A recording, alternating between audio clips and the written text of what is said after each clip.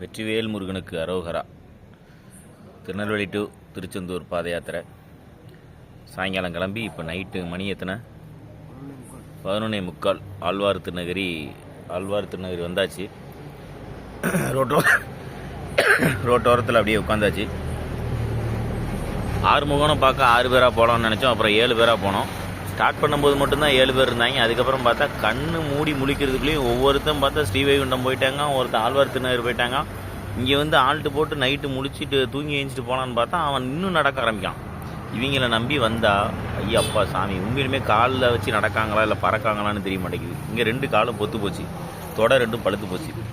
எப்படி நடக்க போகிறான்னு எனக்கு தெரில. முருகன் தான் கூட்டு போயிட்டு இருக்கான்.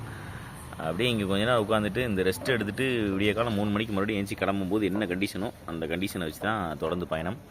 ஸோ ஆல்மோஸ்ட் ஒரு அரை கிணறு தாண்டியாச்சு. இன்னும் ஒரு அரை கிணறு தான் தாண்டிடலாம்.